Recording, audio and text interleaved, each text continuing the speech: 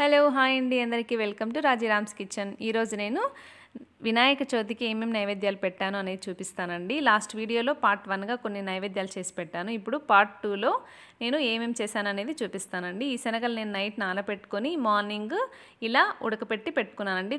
నీళ్లు పోసుకొని అందులోకి కొద్దిగా ఉప్పు వేసుకొని బాయిల్ చేసి పెట్టుకున్నానండి. తర్వాత ఒక చిన్న మిక్సీ జార్ తీసుకొని అందులోకి పచ్చి కొబ్బరి ముక్కలు ఇలా సన్నగా కట్ చేసి మూత పెట్టేసుకొని దీన్ని గ్రైండ్ చేసి పెట్టేసుకున్నానండి. ఇలా మెత్తగా గ్రైండ్ చేసి పెట్టుకోవాలి. ఇందులోకి నేను ఉప్పు వేయలేదండి, ఎందుకంటే ఆల్రెడీ నేను శనగల్లో ఉప్పు వేసి బాయిల్ చేసి పెట్టుకున్నాను కాబట్టి కొబ్బరిలో ఉప్పు వేయాల్సిన పని లేదు.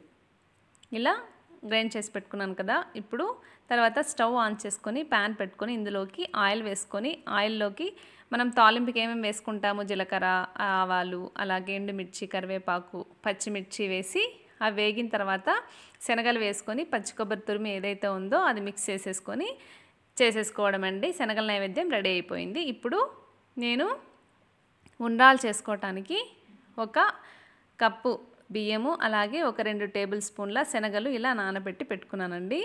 ఇలా మెత్తగా నానాలి శనగలు అనేవి. ఇలా నానబెట్టి పెట్టుకున్నాను కదా. ఇప్పుడు బియ్యం నానింది కదండి, నీటినంతటిని వంపేసుకొని ఒక చిన్న మిక్సీ జార్ తీసుకొని అందులోకి ఈ బియ్యాన్ని అన్నింటినీ వేసేసుకొని గ్రైండ్ చేసుకోవాలి. ఈ బియ్యం అనేది మనకి మరీ మెత్తటి పౌడర్ లాగా అవ్వాల్సిన పని లేదండి, కొద్దిగా బరకగా ఉంటే సరిపోతుంది. అంటే బొంబాయి రవ్వ ఎలా ఉంటుందో ఆ మాత్రం పలుకుగా ఉంటే సరిపోతుంది. ఇలా గ్రైండ్ చేసి పెట్టుకోవాలి. మనం కొద్దిగా బరకగా ఉంటేనే బాగుంటుందండి ఉండ్రాళ్ళు అనేవి. చూడండి, మరీ మెత్తగా లేకుండా కొద్దిగా బొంబాయి రవ్వ ఎలా ఉంటుందో అలా గ్రైండ్ చేసి పెట్టుకుంటే సరిపోతుంది. తర్వాత మనం స్టవ్ ఆన్ చేసుకొని ప్యాన్ పెట్టుకొని అందులోకి 1 కప్పు నీళ్ళు వేసుకోవాలి. మనం 1 కప్పు రైస్ తీసుకున్నాం కదండి, అదే కప్పుతో 1 కప్పు నీళ్ళు వేసేసుకోవాలి. తర్వాత మనం నానబెట్టి పెట్టుకున్న శనగపప్పు ఏదైతే ఉందో అది వేసేసుకోవాలి. ఇలా శనగపప్పు వేసుకున్న తర్వాత ఇందులోకి ఒక 1/2 టేబుల్ స్పూన్ నెయ్యి వేసుకోవాలి. నెయ్యి వేయడం వల్ల ఉండ్రాళ్ళు అనేవి కమ్మగా ఉంటాయండి. ఇలా నెయ్యి వేసిన తర్వాత మూత పెట్టేసుకొని ఉడికించుకోవాలి. ఇప్పుడు మనకి శనగపప్పు ఉడికిందా లేదా అనేది ఒకసారి చూసుకుందాము. శనగపప్పు అయితే ఆల్మోస్ట్ దగ్గర పడిందండి, ఉడికింది. శనగపప్పు ఉడకటానికి తొందరగా ముందుగా నానపెట్టుకుంటే తొందరగా ఉడికిపోతుందండి. సో శనగపప్పు ఉడికిపోయింది ఇక్కడ. తర్వాత ఇప్పుడు ఇందులోకి రుచికి సరిపడా ఉప్పు వేసుకోవాలి. నేనైతే ఒక 1/2 టీ స్పూన్ వేసాను ఉప్పు. తర్వాత ఒక 1/2 టేబుల్ స్పూన్ జీలకర్ర వేసుకోవాలి.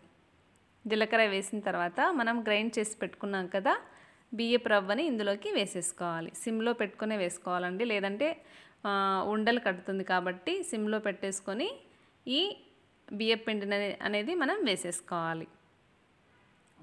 ఇలా వేసేసుకొని ఉండలు కట్టకుండా కలిపేసుకోవాలి. ఇలా కలుపుతూనే ఉండాలండి, ఉండలు కట్టకుండా సిమ్లో పెట్టుకొని ఇలా బాగా కలుపుతూ ఉండాలి. ఇలా కలిపేసుకొని ఇప్పుడు మూత పెట్టేసుకోవాలండి. బాగా దగ్గర పడిపోతుంది. ఈ రవ్వ అనేది కూడా బాగా ఉడికిపోతుందండి. మనకి మళ్ళీ మనం ఎక్స్ట్రా ఆవిరి పెట్టాల్సిన అవసరం లేదు. సిమ్లో పెట్టుకొని ఇలా బాగా బాయిల్ చేసుకున్నామంటే ఉండ్రాళ్ళు అనేవి ఈజీగా తొందరగా అయిపోతాయి. ఇలా మూత పెట్టేసుకోవాలండి. ఒక 3 నిమిషాలు మూత పెట్టేసుకుంటే ఆ ఆవిరికి అనేది ఆ బియ్యపు రవ్వ బాగా ఉడికిపోతుంది. చూసారా, మనకి ఆ ప్యాన్కి అనేది ఆ పిండి అంటుకోదు, బాగా ఉడికిపోయిందనమాట ఇప్పుడు రవ్వ అనేది. ఇంకొక 2 నిమిషాలు మూత పెట్టేసుకొని దీన్ని పెట్టేసుకుంటే మనకి ఉండ్రాళ్ళు ఈజీగా చేసేసుకోవచ్చు. దీనికి స్టీమ్ అవసరం లేదండి, మనకి ఉండ్రాళ్ళు రెడీ అయిపోయినట్టే. ఇప్పుడు ఒక ప్లేట్ తీసుకొని దానిపైన ఒక అరిటాకు వేసేసుకొని ఇక ఉండ్రాళ్ళు చేసేసుకోవడమే. మనకి ఉండ్రాళ్ళు ఏ సైజులో కావాలంటే ఆ సైజులో చేసేసుకోవచ్చు. నేనైతే ఈ మాత్రం సైజులో చేస్తున్నానండి. మీరు చిన్నగా కావాలంటే చిన్నగా చేసుకోవచ్చు, లేదా కొంచెం పెద్దగా చేయాలనుకుంటే ఇలా కూడా చేసేసుకోవచ్చు. ఇలా మనకి చేతికి అంటుకోకుండా ఉండ్రాళ్ళు వచ్చేస్తాయండి. మళ్ళీ స్టీమ్ పెట్టాల్సిన పని అయితే లేదు. ఒకవేళ పెట్టాలి అనుకుంటే ఒక 2 నిమిషాలు పెట్టుకున్నా సరిపోతుంది. నాకు తెలిసి రవ్వ అనేది బాగా ఉడికిపోయింది కాబట్టి నేను పెట్టలేదండి. మామూలుగా నేను ఎప్పుడు చేసినా ఇలాగే చేస్తూ ఉంటాను. చాలా రుచిగా ఉంటాయండి ఈ ఉండ్రాళ్ళు. మనం ఏదైనా టమాటా చట్నీ ఏదైనా కానీ మనం చేసుకొని తినొచ్చు. దేవుడికి నైవేద్యం పెట్టిన తర్వాత నెయ్యి వేసుకొని మనం కొద్దిగా నెయ్యి వేసి దేవుడికి నైవేద్యంగా పెట్టేసేయచ్చు. మనం ఉండ్రాళ్ళ ప్రసాదం రెడీ అయిపోయింది. తర్వాత మనం స్టవ్ పై మరొక ప్యాన్ పెట్టుకొని అందులోకి ఒక 4 టేబుల్ స్పూన్ల బెల్లం తురుము వేసేసుకోవాలి. ఇలా వేసుకున్న తర్వాత కొద్దిగా ఒక 2 టేబుల్ స్పూన్ల నీళ్లు వేసేసుకొని ఈ బెల్లాన్ని అంతటిని ఇలా బాగా కరిగేంత వరకు బాగా ఆ బెల్లాన్ని అనేది కరిగించుకోవాలి. తర్వాత పచ్చి కొబ్బరి తురుము ఒక హాఫ్ కప్ అండి, ఒక హాఫ్ కప్పు పచ్చి కొబ్బరి తురుముని వేసేసుకోవాలి. ఇది కూడా బాగా ఫ్రై అయిన తర్వాత ఇందులోకి నేను జీడిపప్పు అండి, జీడిపప్పు చిన్న చిన్న ముక్కలుగా చేసి వేసుకుంటున్నాను. ఇది మీకు ఇష్టమైతే వేసుకోండి, లేదంటే లేదు. నేనైతే వేస్తాను. తర్వాత నేను ఇక్కడ బియ్యపిండి తడి బియ్యపిండి కాదండి, పొడి బియ్యపిండి తీసుకున్నాను. ఒక చిన్న కప్పు తీసుకున్నాను. తర్వాత ఇప్పుడు ఇందులోకి కొద్దిగా వాటర్ వేసుకుంటూ నేను ఈ పిండిని అనేది కలిపేసుకుంటున్నాను. ఇలా ఎందుకు చేస్తున్నానంటే మనం పిండి కలిపేటప్పుడు ఉండలు కట్టకుండా ఈజీగా తొందరగా పిండి అనేది ఉడికిపోతుందండి. ఇలా మనకి నీళ్ళు కలుపుకోవడం వల్ల పిండి అనేది బాగా కలుస్తుంది, ఉండలు కట్టకుండా బాగా బాయిల్ అవుతుంది పిండి అనేది. తర్వాత స్టవ్ పై ప్యాన్ పెట్టుకొని అందులోకి నేను ఏ కప్ అయితే తీసుకున్నానో అదే కప్పుతో 1.5 కప్పు నీళ్లు వేసుకున్నానండి. ఇలా నీళ్ళు వేసుకున్న తర్వాత ఇవి నీళ్లు మరగాలి. నీళ్లు మరిగేటప్పుడు మనం కలిపి పెట్టుకున్నాం కదా ఆ బియ్యపు పిండి నీళ్ళని ఇందులోకి వేసేసుకోవాలి. ఇలా వేసేసుకొని మనం కలుపుతూ ఉండాలండి. ఉండలైతే అసలు కట్టదండి, పిండి కూడా తొందరగా ఉడికిపోతుంది. ఇలా కలుపుతూ ఉండాలి. చూసారా పిండి అనేది దగ్గర పడింది. సిమ్లో పెట్టేసుకొని మూత పెట్టేసుకొని ఇప్పుడు మనం పిండిని అనేది దగ్గర పడేంత వరకు బాయిల్ చేసుకోవాలి. చూసారా గట్టి పడింది పిండి అనేది. ఇప్పుడు ఒక అరటి ఆకు తీసుకొని ఇప్పుడు ఇందులోకి మనం బాయిల్ చేసి పెట్టుకున్నాం కదండి ఆ పిండిని తీసుకొని కొద్దిగా మనకి ఎంత సైజులో చేస్తామో అంత సైజులో తీసుకొని ఇక మనం తీపి ఉండ్రాలను అనేవి చేసేసుకోవచ్చు. మోదకాల్లాగా కూడా చేసుకోవచ్చు అండి, అది మన ఇష్టము.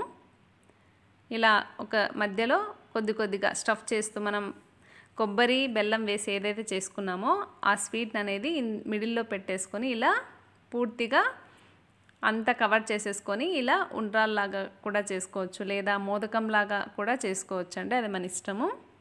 ఇలా ఒక్కొక్కటిగా నేను అన్నీ ప్రిపేర్ చేసుకున్నానండి. దేవుడికి ఎంతైతే కావాలో అంత మాత్రం చేశానండి. నేను క్వాంటిటీ కొద్దిగానే చేశాను. ఇలా చేసేసుకున్నాను. ఇలా చేయడం వల్ల మనకి పిండి బాగా ఉడికిందండి. పిండి కూడా బాగా ఉడికింది. ఒక స్టీమ్ అనేది మనం చాలా ఈజీగా అయిపోతుందండి. 5 మినిట్స్లో మనకి ఈ తీపి ఉండ్రాలు అనేవి రెడీ అయిపోతాయి. నేను ఇక్కడ స్టవ్ పై ఒక కుక్కర్ పెట్టుకున్నాను అండి, మందంగా ఉన్నది. నీళ్లు పోసి పెట్టుకున్నాను. ఇవి మరుగుతూ ఉన్నాయి కదా. ఇప్పుడు ఈ స్టేజ్లో నేను చేసి పెట్టుకున్న మోదకాలన్నింటినీ ఇందులో పెట్టేసుకుంటున్నాను. ఒక 5 మినిట్స్ ఇలా మూత పెట్టామంటే మీడియం ఫ్లేమ్ మీద పెట్టేసుకుంటే మోదకాలు అనేవి మనకి రెడీ అయిపోతాయి. మోదకాలు ఉండ్రాలు ఏవైనా అనొచ్చండి. తీపి ఉండ్రాలు అనొచ్చు, తీపి మోదకాలు అనొచ్చు. నేనైతే చేసి పెట్టుకున్నాను అండి. చూసారా ఇప్పుడు చేతికి అంటుకోకుండా ఆ స్టీమ్తో మనకి ఇవి బాగా ఉడికిపోయాయి, రెడీ అయిపోయాయండి. ఈ నైవేద్యం కూడా నేను దేవుడికి ఇంకా పెట్టేస్తాను. సో మోదకాలు ఉండ్రాళ్ళు రెడీ అయిపోయాయి, శనగలు కూడా రెడీ అయిపోయాయి. నేను ఇక్కడ పులిహోర కూడా రెడీ చేశానండి. పులిహోర కూడా నేను రెడీ చేసి పెట్టుకున్నాను. మీరు కూడా వినాయకుడికి ఏమేమి నైవేద్యాలు పెట్టారు అనేది చెప్పండి. So thanks for watching. Thank you.